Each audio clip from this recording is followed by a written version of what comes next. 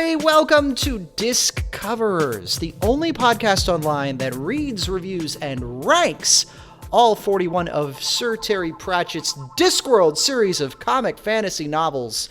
I am your host, Iris J. Pronouns are she or Z, and it is a pleasure to be here. With me are my co-hosts. Why don't you introduce yourselves? BALINA, then June, then Grace. Just selecting at a random order. I mean, you're kind of introducing us there, but alright, I am still BALINA, pronouns are still she/they. I am still just happy to be here, though slightly less time this week. Yeah, I'm still Juniper, pronouns are still she, her. I gotta say, a little bit gonna argue with how much of a pleasure it is to be here. Not that I don't love podcasting with my friends, but this is gonna be an interesting one. Yeah, and I am the internet's beloved Princess Grace. She, her, fey, fair, if you're spicy. It's an honor to be here, and a pleasure to be here with all of you, as much as I'm not looking forward to this book. Yep, so today, we're going to be covering, I believe it is the 17th book in the Discworld series, if you're keeping track, published in 1994. Interesting times, and I hope it doesn't spoil the tone of this entire rest of the show, but this one kind of sucked big dog shit, I want to say. Oh, I want to say boy. it was really bad. Yeah, I think we're going to have an interesting time talking about it. Yeah, definitely. I want to say we kind of got cursed with an interesting time with reading this book. Mm-hmm. I feel like before we start, we should just give the obvious disclaimer of, hey, we're pretty white.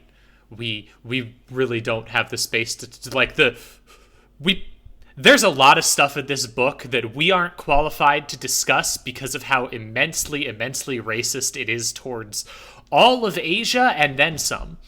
Mm-hmm. Mm-hmm. So just keep that in mind. And oh boy, on the one hand, I'd love to discuss this book with someone who could point out the racism in more personal detail, but on the other hand, I don't want to make anyone read this book, and I sure as hell don't want to read it again. That would mean inflicting this on somebody else, Yeah, and I don't want to do that. Yeah, no thank you. I'm going to give this, again, the tiny little footnote here that we're perfectly aware that this was not really considered as hyper-racist in 1994 when it was written as it is when you read it in 2022. We're aware of that, but again, we're reading this in 2022. We're making all of this stuff in the 2020s to make this big objective list. So unfortunately, this thing saw age slightly worse than milk in an air fryer. Yeah. And also, it wasn't too great in 1994, in my opinion. Yeah, it's still so recent. Yeah, that's kind of one of the main thrusts behind this podcast, is that the Discworld series is often viewed as this monolith, as this one thing that is consistent and should be viewed as a whole, when in reality, there are definitely some books in it that are better than others and that have aged better than others. The fact that this came out in between Men at Arms and Soul Music, which wasn't the best book, but which was a pretty good book. And then the next ones are Masquerade and Feet of Clay. That still blows my fucking mind. Favorite Feet of Clay is literally maybe my favorite Discworld book. The fact that came out 2 books after this one is just how I don't understand. Which considering Terry's writing pace, that was probably the year after. That's nuts. So, I guess we could do the summary before we really dive into it. Yeah. Handled by our expert synoptrix, BALINA. Whenever you're ready, BALINA, feel free to take it away at your own pace. I believe in you. I believe in you, too. Okay. The gods are at it again, having decided to break out the Orientalist expansion to their Discworld playset. Lady Luck and Fate are going to compete to see who can control the fate of an empire. Lord Hong, Grand Vizier of the Akkadian Empire, wants to do the thing all Grand Viziers do and backstab everybody, planning to invite foreign influence, sending a demand in the Emperor's name to Ankh-Morpork, seeking the quote-unquote Great Wizard. As nobody on Unseen University really wants to answer the call, and because the request was for the Great Wizard with 2 Z's, they employ Hex and some complicated translocation spells to find and summon Rincewind, bully him a bit, then send him hurtling back across the disk. Rincewind lands at high speeds, taking out a platoon of soldiers and meeting up with his old friend Kohen, who has gathered the rest of his geriatric barbarian friends and planned to steal the Empire itself. And in a continued attempt to run from everything and anything, Rincewind bumbles into the local resistance faction, the Red Army, which is nothing more than war orphans putting up mildly worded posters. Much of Acadia, Red Army included, has been led to believe that the travelogue written by Twoflower when he came back from vacation is a revolutionary tract, and that Rincewind is a great wizard who will lead them all to glory. Rincewind keeps trying to flee, but through sheer dumb luck, appears to perform a couple more miraculous feats and gets the army into the Forbidden City, while Kohen and his people sneak in the back way.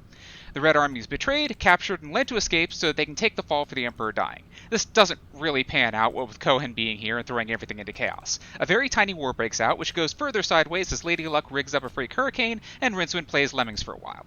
Lord Hong tries one last gambit, but Rincewind gets pulled out of trouble, accidentally lands about 6 books in the future. He takes one last blow to the head, and we all put the book down. Yep. Yeah, And thank there you. you have I it, would, folks. I would like to clarify. We have no idea who that lady is. She could be anyone. Just for the record, just in case, just so you know, anyone listening out there, we have no idea who the lady is. Could be anyone. The idea that it could be some sort of lucky sort of thing is just a theory. Fortune. Yeah. Some sort of fortunate. Yeah, exactly. Just a theory. I will say Book theory. Heyo. But this book wasn't very good. No. It's wild because it so clearly like starts as like there's a bunch of references to like the Color of Magic and like to the Light Fantastic and even to like Sourcery. Like there's a bunch of like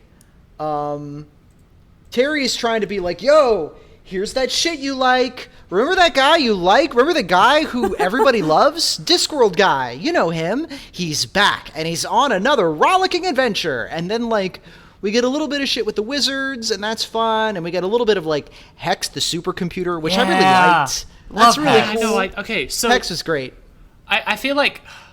Do we want to talk about, like, our actual, like, things we liked about the book and our complex feelings, or do we just want to dive into, like, Pratchett wrote racist stuff first? Because... These are two directions. I mean, there is stuff here that I feel like if it had taken place somewhere else, would have been much more interesting. I found it kind of interesting the notion that they played much more heavily with Rincewind is overtly a plaything of the lady.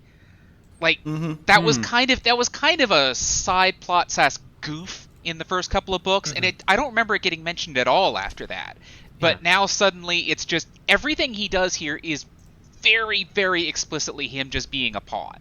Yeah. He has next to no agency despite his best efforts to, I guess, have no agency. But there's the germ of a good idea here. The problem is that you just can't. It's changing him from one note to another. Yeah, like I like the lady a lot more than I like Rincewind, but like we still have to like spend a lot of time with Rincewind. Well, he doesn't really do all that much. So I mean, he does things, but like he never wants to do them. This is kind of my big thought about this book. This is kind of the thing. Here's the question. If this book had been not really kind of racist top to bottom all the way through, and also the weird shit involving the way it talked about barbarians and making a lot of jokes about raping women and such, like, if it hadn't had that, I still think I wouldn't have liked it very much. Yeah, like even it would have been pretty boring regardless. Yeah. Yeah, the thing is, like, I get, like, the thing about Rincewind, and I can't believe that I'm fucking defending the Color of Magic and the Light Fantastic here, but the thing about Rincewind is he's a joke delivery device. You throw him into a situation and jokes happen around him. In this book, Terry's writing style has shifted enough from the early books that, like, jokes just don't, like, happen like that anymore, and so they're really, like, I kept trying to look for, like, oh, here's my favorite groaner, here's my favorite footnote, but, like, there really weren't a lot of, like, jokes in this book. It just wasn't a very funny book. It wasn't really entertaining. Yeah. I do, okay. This is a really stupid complaint, but I just want to lay it out there. They make this huge deal about Cohen buying an apple, teaching him how commerce works, but at the same time, he spends his loot. He knows what commerce is. Yeah. Mm-hmm. There's a lot of stuff that just doesn't work, and the plot kind of just is there a lot of the time. It doesn't really work that well and isn't interesting, and the villain is not kind of... Once again, like, the villains of this era often feel like a villain that Pratchett would do later much better, but bad. And it's not very good. That's not including the big problems the book has. It's just not very interesting. Yeah, like, usually when we do one of these, I have my little steno pad and I take notes of all the stuff I'd like and want to talk about, or occasionally the bad stuff, but usually I get like 3 or 4 steno pad pages, 3 to 5 or so. I have 1 page on this book, and that's because at some point I just stopped bothering to write down all the parts that sucked. There is stuff I like. Like y'all mentioned, I really like Hex. That's a great love thing. Hex. Big fan of that. There are some jokes with Rincewind that I enjoyed quite a bit, and some bits with the barbarians I thought were fun and stuff, and there's parts of it that I enjoyed, but just on the whole, it just wasn't great. There was one bit in the prison where Rincewind actually loses his shit and gets very angry at the ideas that the Red Army are spouting out and saying this: the moment that you start treating things more important than people, none of this is ever going to work. And I don't know if that was really a good scene, but it was so out of the ordinary for him to actually voice an opinion other than mad screaming. Mm-hmm. Yeah. That it was actually a highlight for his character. It would be more interesting to see a Rincewind who has actually taken his cowardice and survival tactics and like actually elucidated them into a philosophy. But again, that wouldn't be as interesting as man makes joke about running away from thing. I don't know. You can kind of feel that in that scene where there's kind of this, like, he talks about kind of having a philosophy of running away, and he keeps living, and that matters, and all this stuff, and it's almost there, but you can... it almost felt like you could feel Pratchett going, but of course Rincewind can't actually say something like that. He can't actually have beliefs because, well, this is Rincewind, you know? And it just... okay. All right. Sure. Go back to the same jokes and the same bullshit, and it's not very good. Yeah, like, because that's...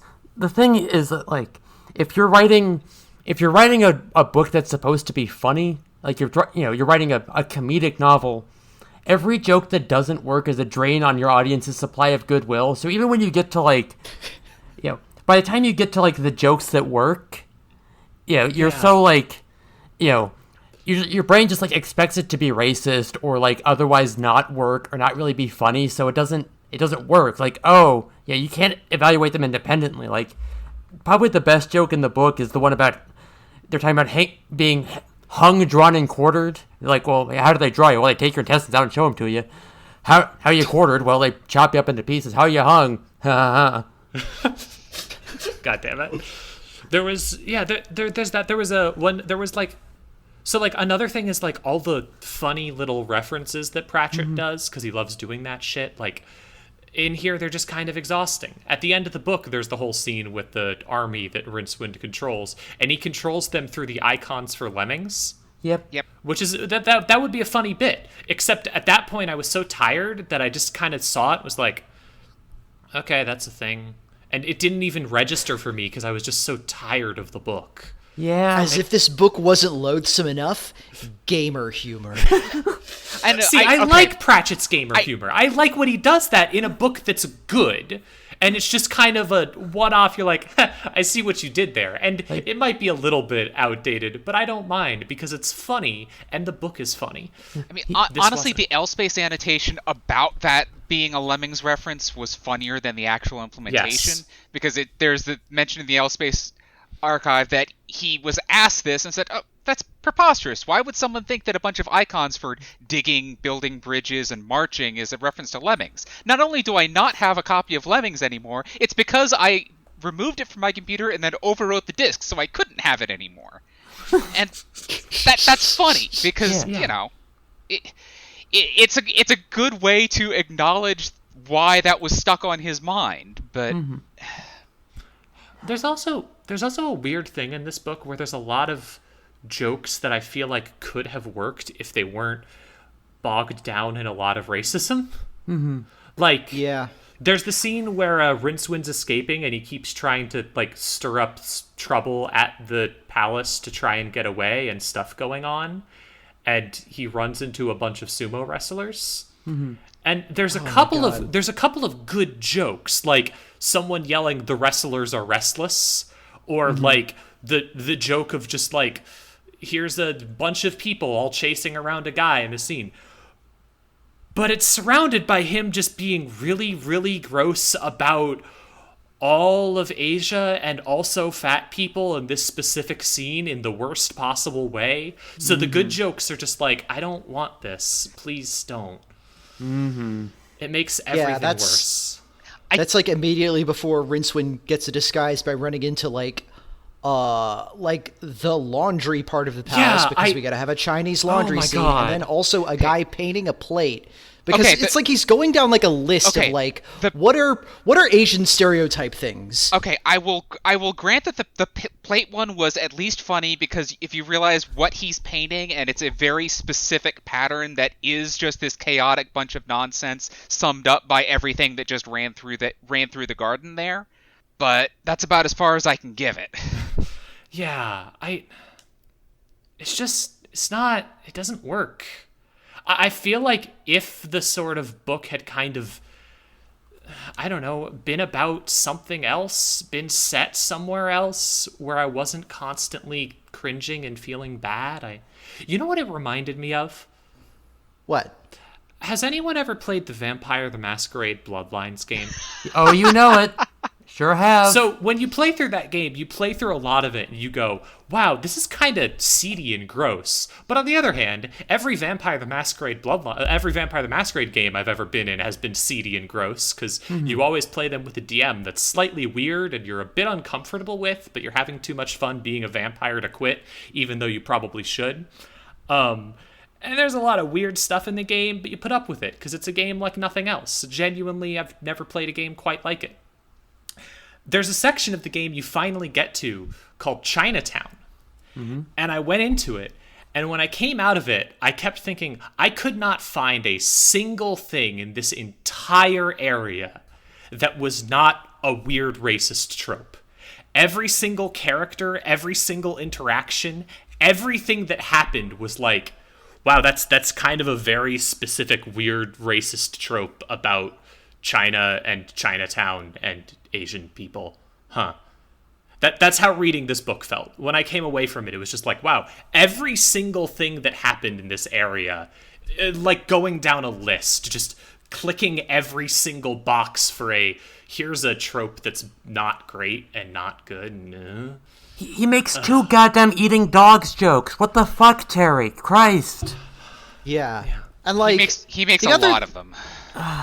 The other thing too is that like it's not just the superficial racism of like the stereotype things. Oh boy. It's also like worse than that is like arguably worse than that, IMO, is like the ideology he puts behind those racist observations. Basically in the book, the idea is that the Agatian Empire is a few blood-crazed warlords ruling over a massive population of essentially docile and terrified underlings.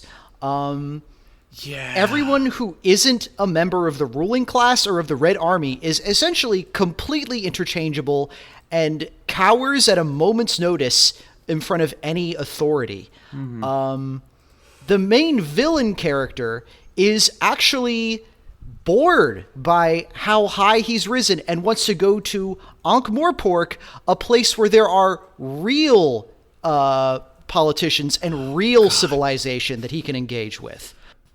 that coming from anyone to describe like an entire continent sucks. That coming from a British guy, a country that did try to colonize China and was successful at parts of it until like super recently.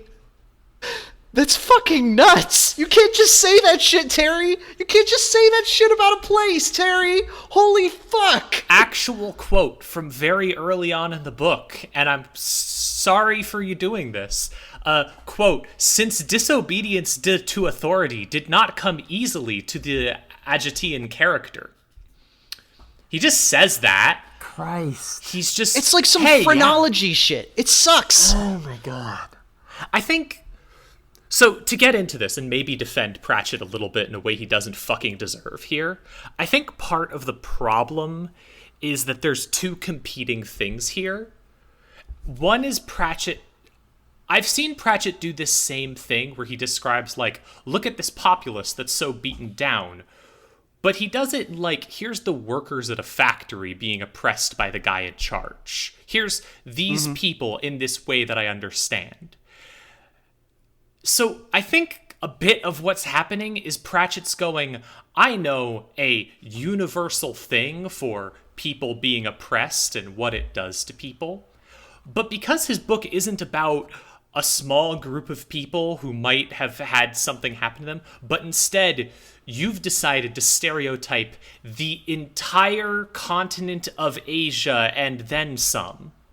You're not going, look at these people who had a bad time. You're going, all Asian people are like, it's awful. It's so bad. It's the meeting of the two worst possible things, where he wants to do his jokes about, haha, Chinese laundry, sumo wrestlers, isn't that funny? And also do his, and when you think about it, authority is actually, and they just collide into the worst possible story. Mm-hmm. It sucks. It's bad. It really does. And also, like, the Red Army are portrayed as specifically, like, kind of a joke. They're really, like, incompetent and they, like, Rincewind in his little, like, rah-rah dungeon speech paints them as short-sighted and self-serving, that they're not going to really do an effective revolution because they only want to put themselves in charge, and they only have these empty sloganeering, and it's like a very like, hey Pratchett, who won? Like have you heard of this guy Mao? Can you tell me, like, who's in charge of China right now? Like, what party do they call themselves? Just for the record, like, what happened with those revolutionaries? And I want to be clear, like, that isn't me making an abrupt, like, Chinese nationalist turn on Discoverers. God knows. Irish Jay's American McGee moment. Whoa. Okay, hold on now. No one will understand that reference, but I'm just worth it. I'm just saying, like, it betrays a lack of research and a lack of interest in, if you're going to talk about this political thing, if we're going to have a talk about kings and emperors and systems of governance, like every Discworld book is essentially about when you get right down to it, then, like, put in the work at least. Yeah. Do some research. Consider either not as specific as I'm going to stereotype an entire country, or be like, okay, we're talking about this country, but, like, at least I, like, read about it and thought about it and have processed it a little bit better than just, like, here's a bunch of fucking Chinese laundry jokes. I don't know. It feels extremely, extremely like Pratchett just going, oh, I know this. I know what it's like. I know what revolutions are like. I know how they work. I know what these leftists are like. I know what people are like. I can apply my personal experiences as a white British dude to literally everything. Yeah. Oh god. And it's a weirdly cynical take. Yeah. Yeah. There's just nothing good there. It's so bad.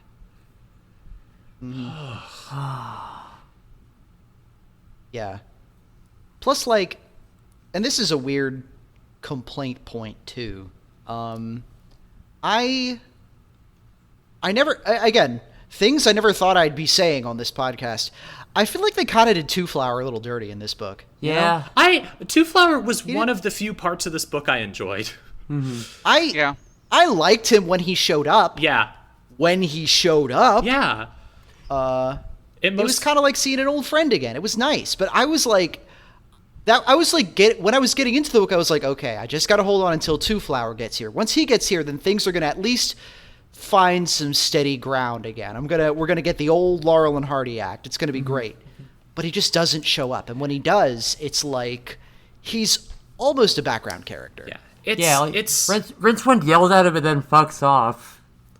Mm-hmm. It honestly, seeing Two Flower again reminded me how, even though a lot of his stuff was cringe, how often funny and entertaining his dynamic with Rincewind was, where Rincewind didn't want to do anything and Two Flower wanted to do everything, and that bounced off each other in a way that was funny, and Rincewind being as cynical as possible and Two Flower being like, this can't possibly be bad, and in the end somehow it works out for both of them.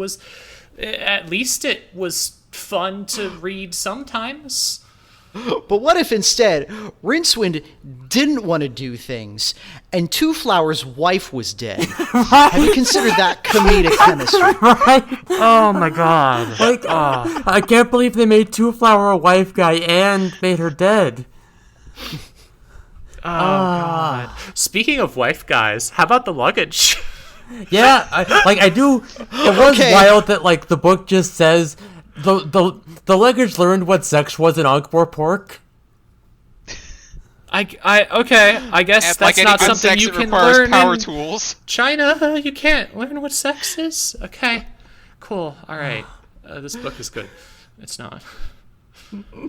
Welcome to Tight Duffels, the podcast within a podcast that accentuates all the subtleties. Together we're talking about which Discworld characters know how to have sex. We get confirmation that the luggage does fuck in this book. And that is a gem, I feel. Yeah. It procreates. And then it fucks off. The luggage is not only a dad, it's a deadbeat dad. It's so weird how it happens, and it's just kind of like, there's like 5 asides about it in the book, and it shows up at the end, and they go, the luggage fucked. And that's it.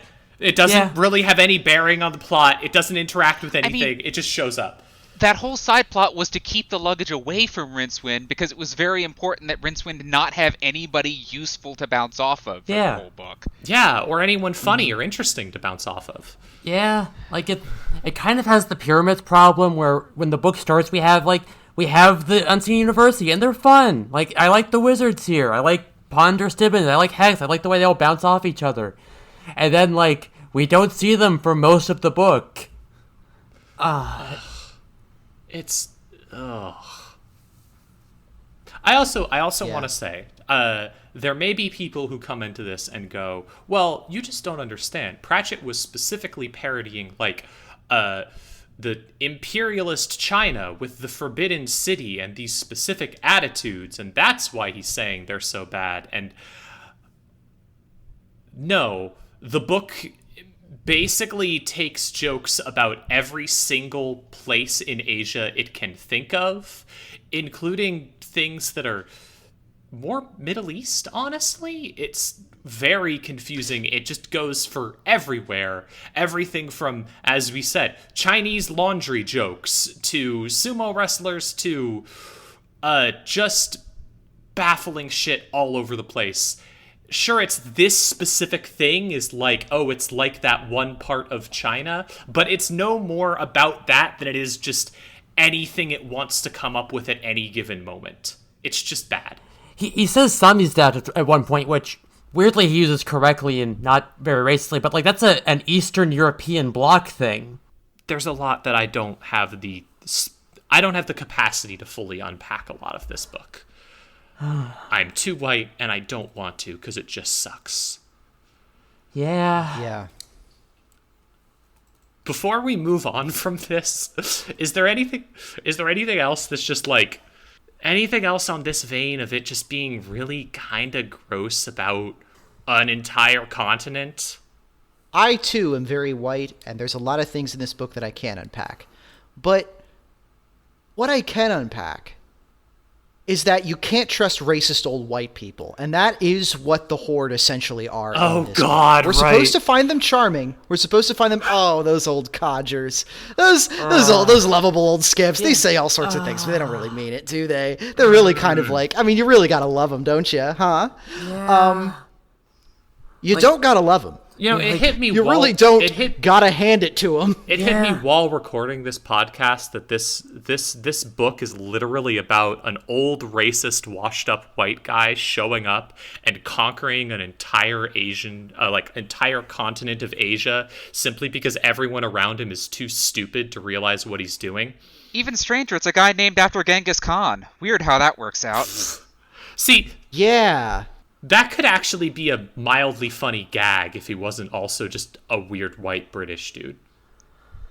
Yeah, like, if there was, like, I don't know, this, again, like, if you had done the research into, like, the actual, because, like, you know, the actual research behind, like, the Mongolian invasion and the dynasty that came after that, where they ruled for, like, several hundred years and stuff, and it's like a really interesting part of Chinese history. But like, you could have done some really good gags about like and you could have done. And like, we don't know anything about like how Cohen got started, or like what his younger life was like, or like how he's kind of processing that in his old age.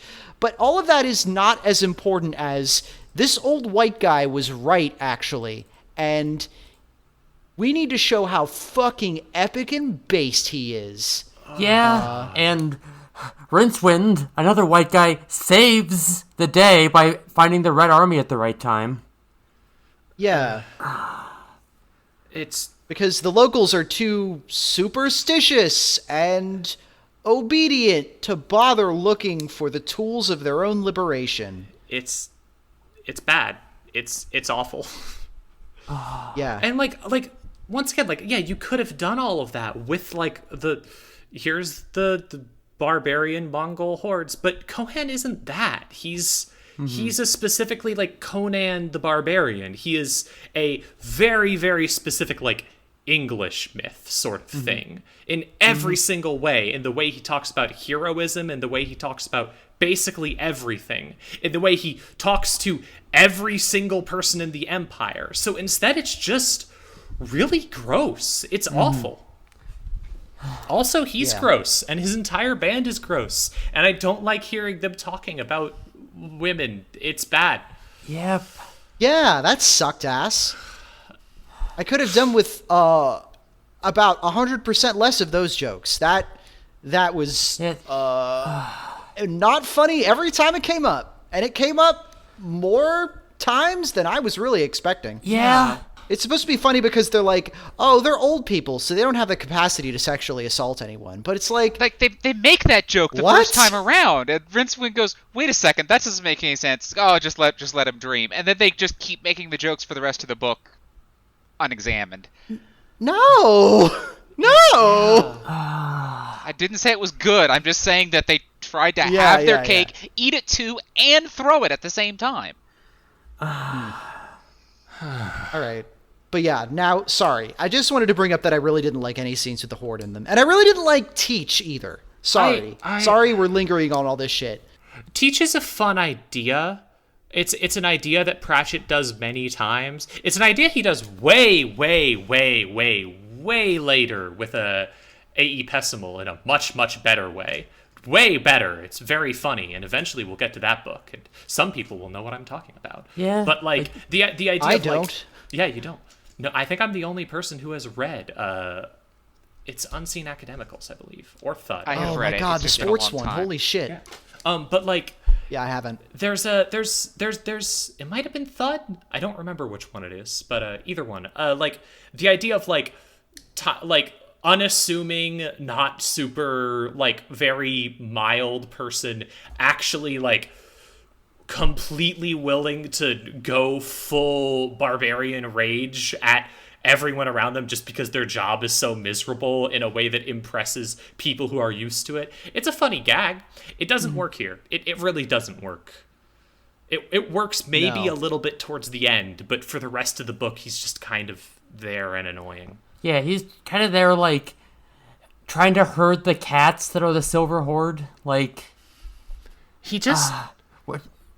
he just either comes across like he's putting up with them for reasons he really shouldn't be, like, why are you dealing with these old dudes who are racist and bad, or that he's just kind of making the more interesting plot stop happening by forcing them to not kill anyone.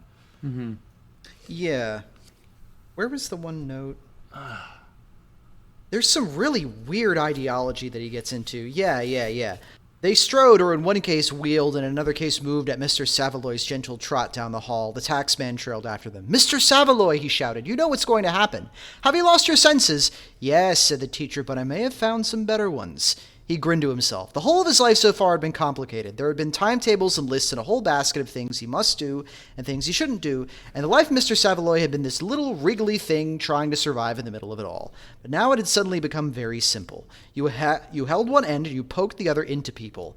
A man could live his whole life by a maxim like that, and afterwards get a very interesting afterlife.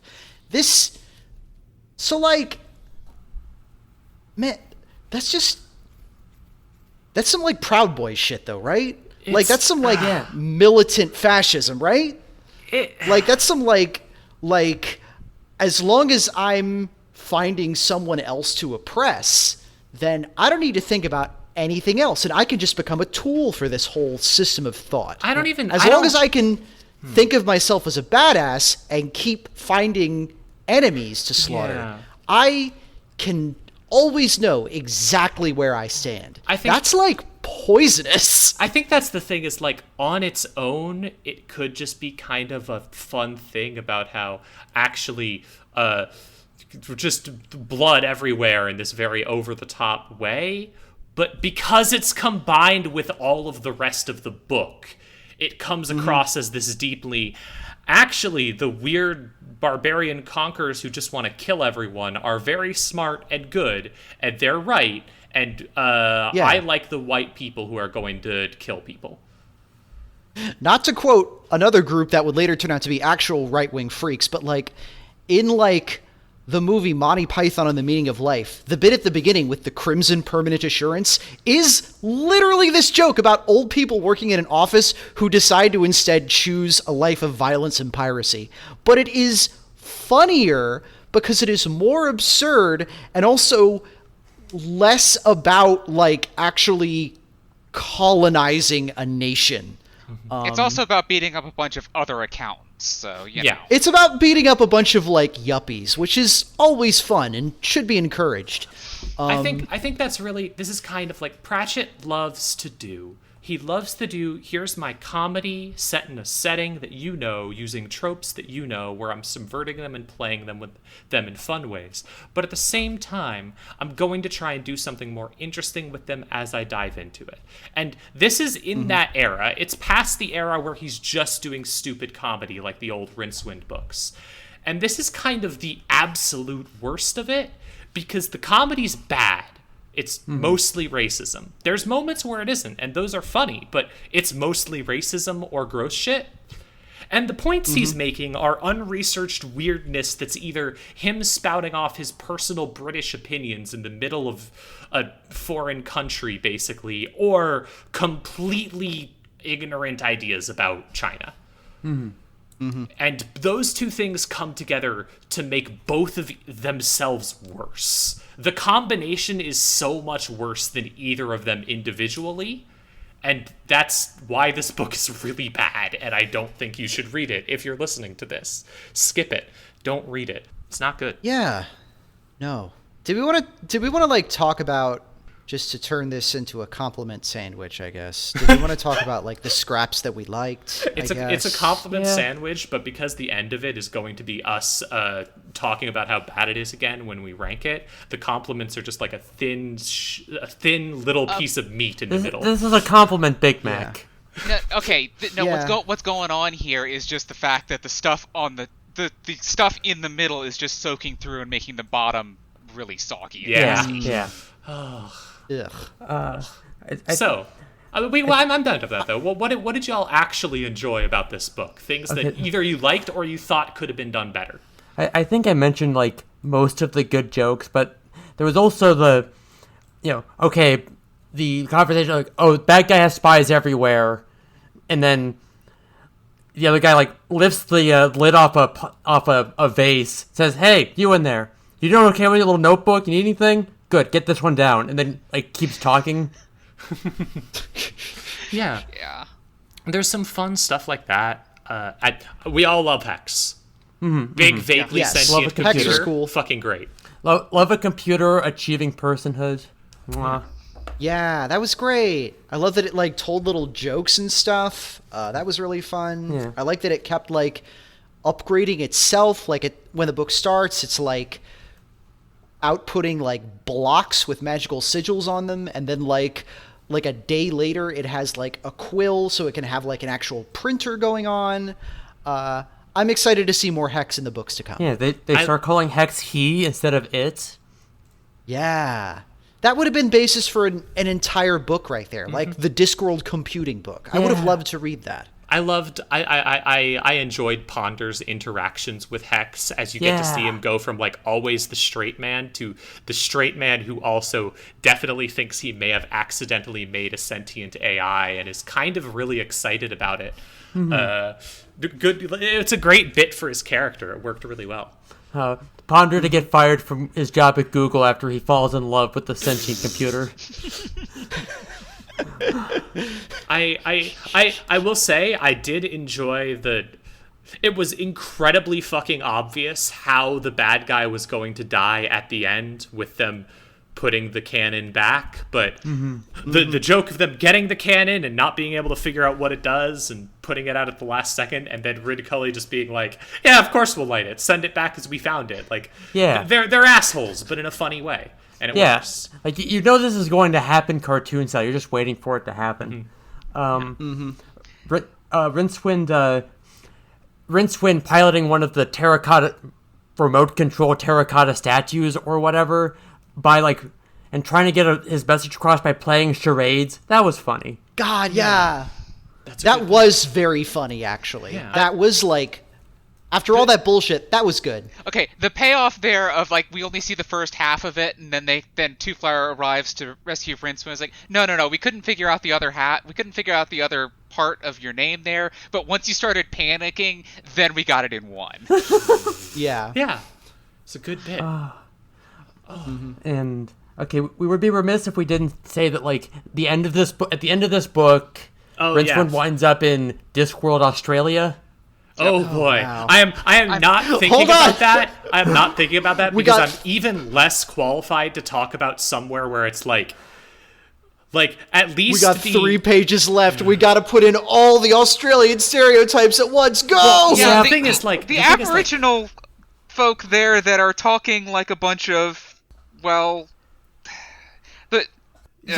like at least with the way that Pratchett is racist about Asia, it's just he's racist in this way. It's very simple. I don't have to unpack his thing being like, and now we're going to do Australia, where we're going to have a bunch of Aboriginal people saying things like shrimp on the Barbie. I don't have to like dive into the problems and complications there. I could just be like, this is fucking bad. It's going to be difficult to do the next one. I'm really curious. I remember, like I said, I remember liking The Last Continent a lot when I was a teenager, but that was mostly because, like, I thought that Australia was really cool when I was, like, 13. I can't explain why. It just seemed like... That's why there is The Last Continent, because Pratchett thought that Australia was really cool. He spent a good chunk of his life there. Like, this was a thing. There was, like, Australia craze in the past. There was a whole Simpsons episode about it with the Yahoo Serious Festival. That's why we had The Rescuers Down Under. Yeah. Wild. That's the best Disney movie they ever made. It's really good. It's really good. Can we just talk about that for the rest of the episode? The Rescuers Down Under? Yeah, that movie whips. What we'll do is when we get to The Last Continent, we'll actually just do a synopsis of The Rescuers Down Under. Listen, and see if anyone notices. Straight up. If The Last Continent is bad, if it's a bad book and we all come out of it like, oh, that was not great and we're not going to do it, there will be a bonus episode. We will do it. You will get to hear us do it. Yes, this we promise. We promise. Absolutely. If it's a good book, we might do the bonus episode anyways because we like it. But if it's a bad book, we'll do it. I like The Rescuers Down Under. It's a fun movie. Yeah, it's good. I like the little rat in it with the hat. He's hot. Yeah. Also, I like most of the rats. I think most of the rats in the movie are hot. I guess they're mice technically. I think a lot of cartoon animals are sexy, I guess. Yeah, I think it's fun they have their own little, like, mouse UN and their own, like, mouse rescue network. I think that's fun. It's very, Ratigan, very mouse Sherlock Holmes. Well, it's smart of them because it's actually a sequel to the original Rescuers movie from back in the 70s, which is based on a book. But the original Rescuers movie is one of the most depressing Disney movies ever made. So it's nice that they make it so you don't need to know any of that stuff in order to go into The Rescuers Down Under. Yeah. Yeah. There's did we have anything else we wanted to talk about with this book? Yeah, I wanted to say one more thing, which is that, like, there were a lot of gags in this that I feel like could have been mildly funny jokes that were maybe a bit like, I don't know about that, if the rest of the book wasn't just massively bad. Yeah. Like, there's a joke where the families in charge of the country, there's like 4, oh god, I don't remember what the names of them are. It's like Fang, Hong, Tang. Yeah, stuff like that. And then Sung one of them is named McSweeney. One of them is named McSweeney, and the joke is every time someone's like McSweeney, and they just go, "Oh, very, very old established family," and this thing. And like that would be a mildly funny gag, having just one thing that's really out of place. But I couldn't appreciate that gag because the joke that didn't work. And I feel like that's maybe there was some good bits in this book that you could have pulled out if you were careful, but it wasn't a careful book. It was not. And then all of the bits that could have been good just end up being... Yeah, every time you come across something that's might be amusing, you're like, but is this like... I can't separate this from the content. Like, the whole, like, they have a little who's on first about we are no actors, NOH actors. And then it goes back and forth. They're like, you, Rincewind, are no actor, NO actor. And, you know. I'd like to go on record saying that the joke that I liked the least, I think, besides all the racist ones, was the your wife is a big hippo one. Yeah. That one was a mild, like, maybe like 0.2 of a chuckle when I read it the first time. But then Terry decided that we hadn't possibly heard it the first time, so he repeated it about 1,700 more times. Anytime anyone could possibly say it didn't get any better. Monkey Island actually showed how to use that joke properly, but even then they used it in a way that people generally probably wouldn't notice. Where in Curse of Monkey Island, there's this one plant that if you look at the little plaque next to it, Guybrush reads out, the native Papapichu plant, named after the native word for youch. And so for the rest of the game, anytime anybody screams out in pain, they go, Papapichu instead. But you only know that gag is there if you went through the game without reading the plaque once or something. Huh. That's actually mildly funny. I'm trying to think of other stuff in this book to even think about. We had Two Flower's daughter who was there. He doesn't have two kids? Yeah, she was... Yeah, yes. I guess. Yeah. One of them's a member of the Red Army, and the other one's like a girl boss. Yeah. Like, fucking... She's like, I'm a tough girl. Yeah. Who's very capable. She spends a lot of time menacing Rincewind with a knife, which is good and cool to do, don't get me wrong. Yeah, but she doesn't really, like, do much. Yeah. She's just kind of there to provide essentially a bumper for to keep Rincewind on track. It's so weird because Pratchett is stuck between this is a scary, threatening lady. She's spooky and powerful and much more threatening than Rincewind is. But also, all people from this continent are kind of obedient and not threatening. And he does both of them at the same time with her, and it just... Yeah. It's so weird. He'll have her be threatening in one scene, and in the next scene, like, well, we won't do anything, obviously. And it's just bad. Yeah, like, she puts a bag over Rincewind's head and threatens him repeatedly with a knife, and also gives him, like, a backstory. Like, oh, by the way, if anyone asks, you're from here. But, The fucking weird thing is, too, that, like, maybe I feel like the Terry of maybe, like, 3 or 4 books ago would have just been like, okay, this is Two Flower's daughter.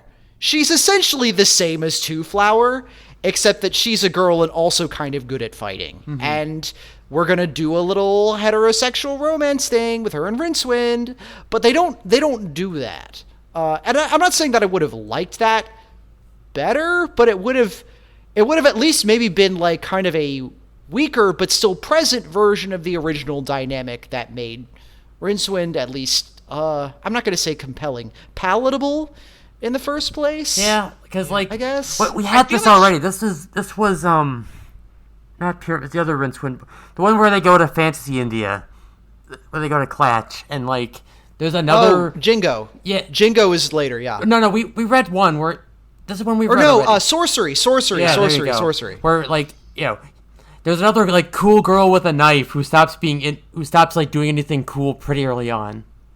I just want that cool girl back. I forget. Yeah. I think her name was like Karina or something. Yeah. I wanted that cool girl with a knife back.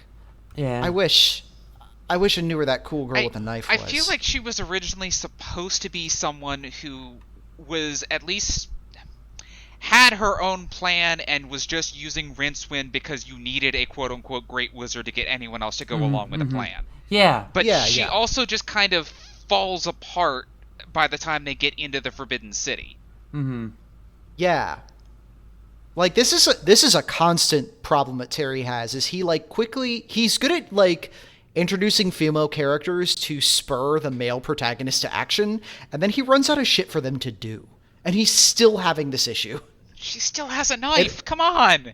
It doesn't help that like I found it difficult to tell a lot of the characters apart because they're all named like number 2 other things, because that's what Terry thinks all people are named over there, which is so weird. Like, I mean, I guess he's kind of playing backwards from if everybody must be named like Two Flower. Yeah. But then he should have been like Two Something Flower. But I guess maybe it's like nobody uses their middle name, or I don't fucking get it. Yeah. There's also Two Flowers' name is one word. Everyone else has a space in it. It doesn't matter. There's also, I just want to complain about the villain again. Pratchett does a thing here that he's done before, and it's not good, where he's just like, this villain is the smartest person to ever live, and so much better at chess than anyone else, and perfectly good at everything. We don't see that. He has one plan, and it goes wrong, and that's it. And then at the end, he's just kind of pathetic. There's no moment where you're like, oh, the villain, that's impressive. I get how he's such a threat and so in control.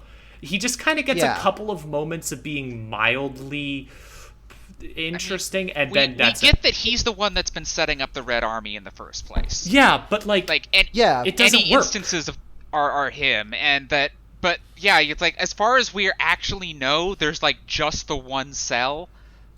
Yeah, and it kind of takes the wind out of it when it's like, he backed the Red Army and they're a real threat, but like the Red Army sucks. Yeah. And yeah, like I don't know. It seems like if you have this much amount of power, you don't need a revolution to justify being a dick to people. But or just like in a lot of I really enjoy the Watch books. One of the big things with the Watch is they're all mysteries where you're trying to catch a murderer or something. And in those books, you have a reason to be worried about the villain. They did a murder that's really impressive and it hasn't been solved yet. And spending the whole book trying to figure out what happens usually makes you go, dang, that's pretty impressive. Here they just say that he's very cool and powerful. They just say, wow, this guy sure is the most powerful, smart guy around. He's supposed to be Vetinari, but, he's not as fun or interesting as Vetinari is. Ugh.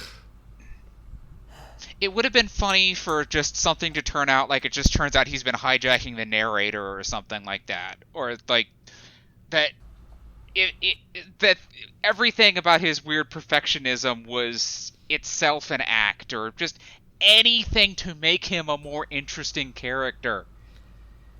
Yeah. We're supposed... And, we're... Again, not to dig it back up, but, we're supposed to find the fact that he wants to be a white person. He wants to be, an Ankh-Morporkian as, this amazing, weird secret. We're supposed to find it cringe and embarrassing that he could ever want to the politics there are so, they're so bad, but they're bad in such a tangled up way. I don't want to touch it. I don't even want to think about it. I mean, it is a flavor of white supremacy. It's just straight up. Yeah, oh God, it's bad.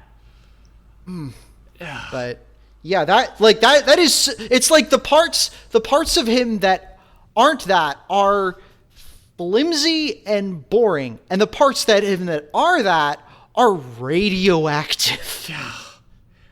They're also, I do want to make it clear, like, two things. One, we are not unpacking a lot of this book. There's a ton of this book we just aren't talking about because it's not worth talking about, or it's too fucked up and weird, or it's just more of what we've already talked about.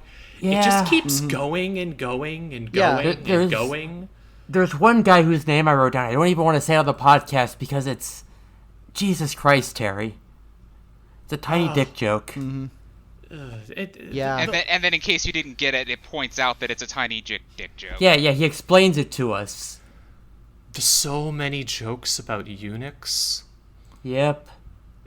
Yep. Which is weird because Hex only shows up at the start and the end of the book. Yeah. Wow, that's like a better eunuch joke. That is a better joke than was in the entire book. You think Good you would job. have gone for it. Good job. Why did he make that joke? But I think it's because they already used it in a Doper strip in like 1993. And also, the book does actually end with Cohen, who is Conan the Barbarian, who is very much British ideal of a conquering hero, beating the Empire, taking it over, being in charge, and deciding to make it more British. Mm-hmm. That is how the book ends. Like, that's the good ending for everyone. That's what it is. Yeah. You get the implication that Two Flower's going to be more in charge and do more stuff, but it's a vague implication. That is how the book ends. It's not good. Yeah, and like we've seen how the Horde treats its underlings in the past, so it's like how stable is that? Also, like chart, you could even unpack the fact that Two Flower, the one kind of sympathetic and given agency character, is given that by the fact that he's interacted with white people. Like, there's so fucking much in this book that's bad. Yeah, like their whole communist manifesto is Two Flowers, what I did on my summer vacation essay. Which I will say, I find that gag kind of funny. I like the joke that he wrote what I did on my summer vacation essay, and like it became this big thing. I would like the joke more or at all if it then didn't become the core ideology of the story in a way that's fucking rancid. Yep. Mm-hmm. It would have been funny in a different book. Yeah. It's really hard to talk about, like, oh, how would we make this book better? Because it's just like, I think we would have to do a full teardown, like, build from scratch. And also by a different author. I think this book should have been about Hex. I like him. I think they should make more book about the computer. Hex was cool. It'd be fun. Unlike Iris, this book has made me into a hardcore Chinese nationalist. I've just decided to go really hard. If this is what England can do, then they deserve to just get conquered. Fuck it, we're done. American McGee was onto something. Maybe he read this book and decided like this was for him. I do not think you have to hand it to American McGee either. Yeah. Oh god, I don't even remember the name of that one game. Alice Madness Returns? No, his really bad game. What's it called? Alice Madness Returns? No, people actually like that game. Which one is it? Oh yeah, Bad Day LA. Supposedly one of the worst games ever made. Absolutely miserable. Okay. Everyone hates it. Jesus. Okay, y'all heard his tragic backstory, right? I'm sure. Oh yeah, that was wild. We're like, okay, so, and Irish, you can cut this out if you want, but so American McGee, that is like his birth name. His mom named him that after some hippie lady he knew or something. Like his mom was a hippie and she thought that was a good name. And also his tragic backstory is he came home from school one day to find out that his house was empty and it had been sold out from under him because his mom fell in love with a trans woman and sold the house to skip town and pay for her GRS. Yeah. And yet, American Mickey didn't become a weird transphobe. Yeah. You can argue he became a lot of other weird things, but he didn't become a weird transphobe. Yeah, so it's no one else has an excuse. Yeah, No it's one. what does that genuinely traumatic thing happened to him, but, like, he just makes video games like, what if Alice in Wonderland was fucked up? Like, good for him, honestly. Like, he's processing his trauma in some way that doesn't result in rancid transphobia, so good for him. Anyways, Well, I don't think I have anything else to talk about with this book. Yeah, yeah, I was gonna say, let's get to those rankings. Checking on the big board here. So, why don't we do something we haven't done in a while? Would you say this was better or worse than Eric? I think it was worse. I think this was harder okay. for me to finish reading than Eric. Okay, my argument here is that, I mean, for one thing, I'm agreeing with you, but Eric was boring and honestly, like, it was mediocre against a bunch of actually good books. This was actively repulsive. Yeah, like, only a third of Eric was racist, as opposed to this one. I just, reading Eric, I just came away from it like, I didn't like reading this. My time was wasted. I could have done something else, and I shouldn't have read it. The feeling you get when you watch something, you're just like, this was bad and there's no reason I should have done it. I feel like reading this book actually, I regret it. I actually sit here and I go, this was a mistake and I feel worse for having read it and it's bad and I'm mad that this book exists like it does.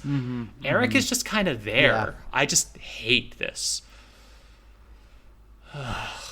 Yeah, that's about where I'm at. Plus, you gotta admit, Eric is quite a bit shorter than this book. Oh, God, yeah. This book is like, even in like the paperback version, this book is 368 pages. Christ. That is wildly long. It's one of the longest Discworld books we've read so far.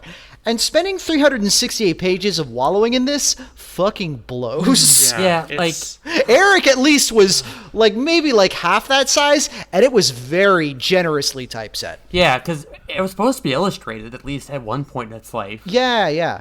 Weirdly, they don't keep printing it like that. It's going to be interesting when we get to the other illustrated Discworld novel, The Last Hero, which, hey, is about Cohen again, and which I don't think they've printed in a non-illustrated format. It's But very, we'll very get to that when we thoroughly get to it. illustrated. Yeah, it's extremely illustrated. It's as close as you can get to being a comic book without actually being a comic book. I'm curious about that one. I'm curious about The Last Continent. I'm curious about all of them just because, wow, we are now 0-4 on Rincewind books? 0-5? How many? Yeah, like, I know there are Rincewind Yeah. defenders out there, but every time I talk to them, I'm like, are we reading the same book? Yeah, Like, It's really weird. This book made me understand people who enjoy The Color of Magic and The Light Fantastic more, because at least those books were just doing bad, slightly comedy. Yeah. This book is trying to be more than that, and in the process being much less. It was weird that it reminded us of the first two books. Like, I was just like finally remembering those. Like, oh yeah, that was better than this. Yeah, that was so weird. It's like, oh wait, that was the one where like Cohen marries a 15-year-old, right? Christ. But, So yeah, I think this is the bottom of the list. What the fuck happened to her, anyways? she died on the way back to her home planet. I mean, Cohen did probably either kill her or just kind of decide to leave one day. Hang on, I'm gonna look it up. I don't remember her actually getting mentioned. There's one comment about him saying that he sacked a farm and decided he was going to live there, but that lasted like a couple of hours and then he left.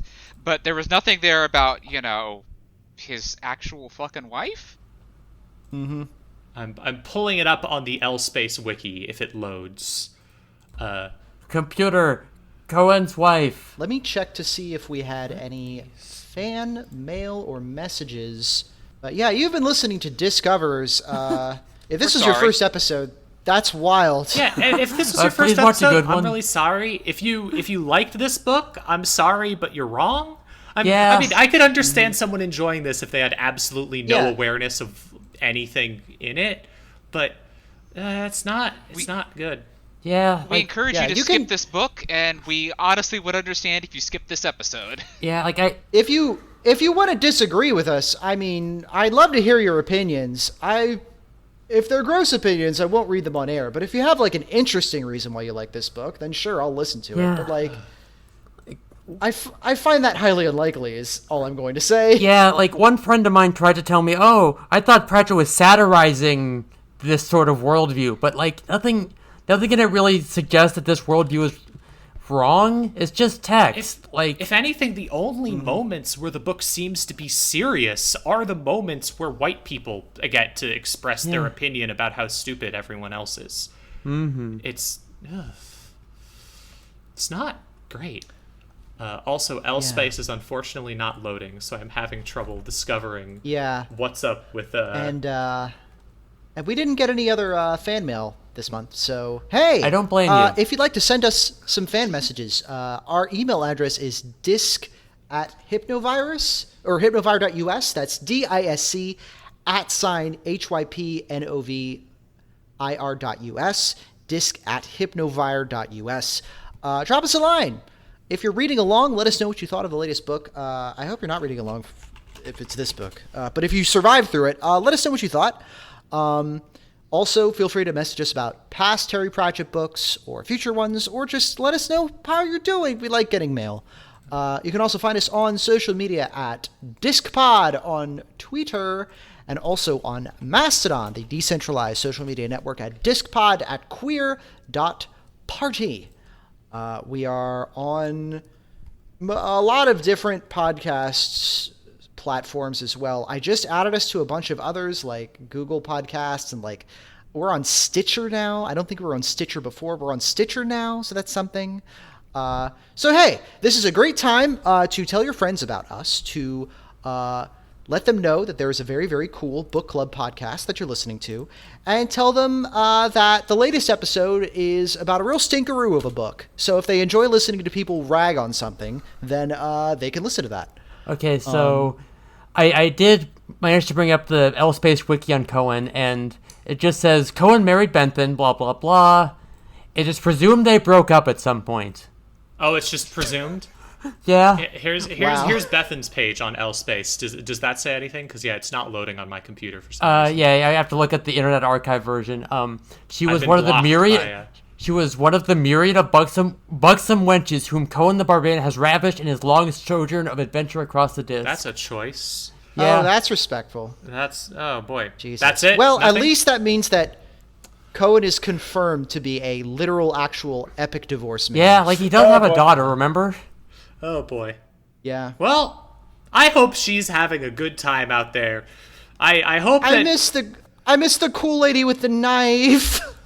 I'm going to imagine that she's a divorced lesbian somewhere talking about that that one time that she got married and it sure was a choice, and she's going to end up with some MILF and have a great time and get over her really weird ex who is kind of racist. Please. Jesus Christ. Okay, so I looked up Konina, his daughter, and I forgot that she is described as having platinum blonde hair and, quote, an exotically dark skin. What the fuck, Terry? Christ. What is... Oh, God. Anyways... This has been Discoverers. Tune in next week when we don't talk about a book like this. Yeah, is next time we're going to time? be talking about Masquerade, Oh, boy. the one about musical theater, which I am a lot more excited for that book. Yeah, Not because it's necessarily one of the greats, but it's very silly. At the very and least, I'm excited. At the very least, Pratchett is talking about like British musical theater, which is something that he's definitely more aware of than this book. Yeah. Yeah. Yeah. I'm Iris J. You can find me online at Iris J Comics on Twitter, and also on Mastodon at Iris J Comics at Mastodon.social. Also co-host.org/Iris J Comics. I have another podcast called Sand Job. That is me, my partner Nero O'Reilly, and our friend Jesse Earl reading through the entirety of the Sandman series of comic books with a modern perspective. You can check that out at anchor.fm/sandjob. We have 2 episodes in the can. We're going to be scheduling a third soon. Kind of take a little bit of a break due to stuff. But yeah, I'm really excited for that as well. It might be cool to have a crossover at some point to do, I don't know. It would be a nightmare to read Good Omens because Good Omens is not a good fucking book. Mm-hmm. But unpopular opinion, it's not as good as you remember it being. Oh, but maybe. We should totally do a bonus episode with y'all. Just like do a Good Omens episode crossover bonus thing. Mm-hmm.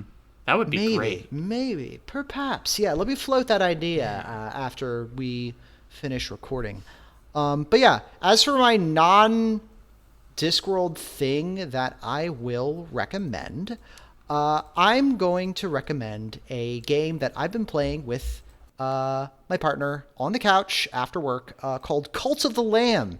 It's a game where you play as a little sheep who nearly gets sacrificed by a dark and sinister faith, but you get rescued by essentially the antagonist of this dark and sinister faith, like a Lucifer kind of a figure, and he grants you amazing powers with which you can build a flock of followers and kill the 4 bishops of the faith that tried to kill you.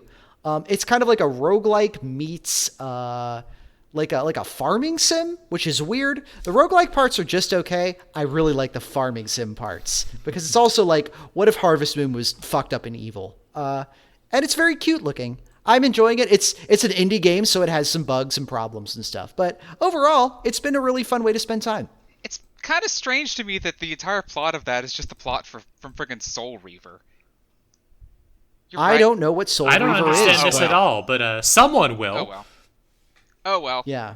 If you enjoyed this, please send us an email saying that you enjoyed that specific joke. Because someone has to understand it. Someone has played Cult of the Lamb and Soul Reaver and gets this. I hope there's a way to find all the Reeve heads in the audience. Is that the one Shin Megami Tensei game where there was the guy who played the saxophone or whatever? No, it's the second Legacy of Kain game where you play a vampire who was betrayed by his brother and then rescued by an elder god, so you have to go around killing all the other vampires. Oh, fucking sick. Okay, that sounds cool as well. Thanks. Anyways, I'm still BALINA. I'm still probably best found in the show notes or wherever I'm burying my face today. I don't think I have a good alternative plug tonight because I just haven't been able to get much done lately. That's fair. Would you plug Soul Reaver?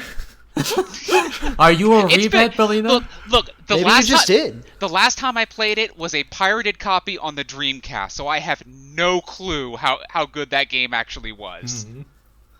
Pro tip, play Soul Reaver, but only if you're playing it as a pirated copy on a Dreamcast machine. Yeah, and it's a number of years ago. Do that in the past, and then come to the future and tell us how it is. Yeah, we recommend having had played Soul Reaver.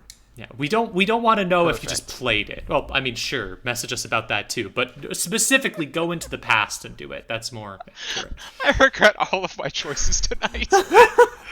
Absolutely. I'm Juniper. You can find me at Juniper Theory on Twitter, at Juniper Theory on co-host. You can find me all over the place online.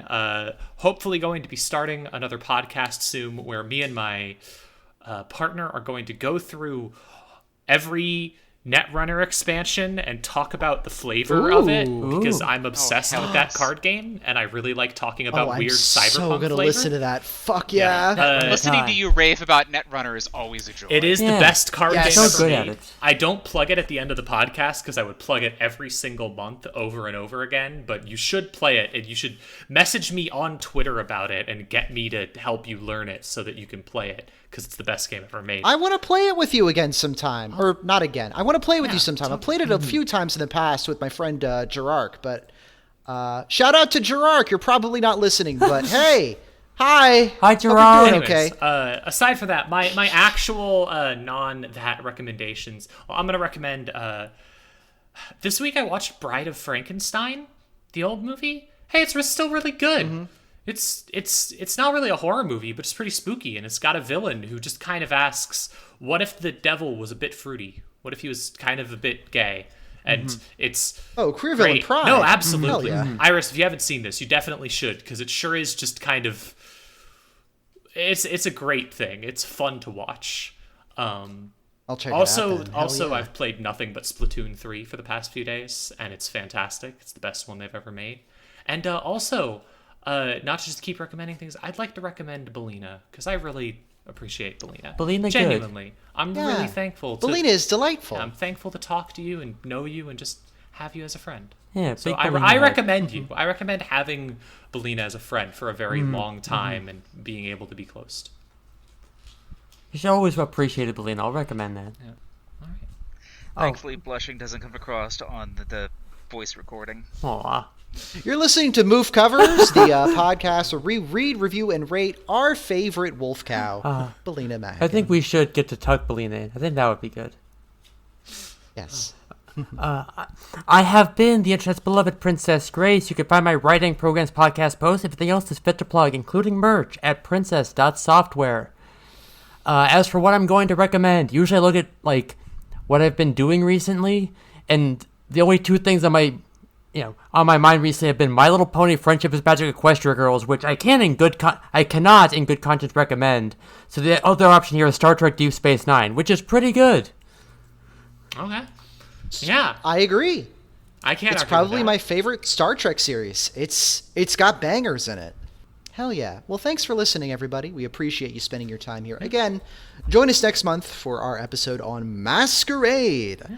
Until then, keep on disking. Yeah, and Diskinos. hopefully we won't have another real stinker of an episode for... Oh yeah, we got at least 3 good episodes ahead of us, so... Oh boy. Yeah. Hopefully they won't be interesting times. Ah. Hey. Y'all keep saying ominous shit.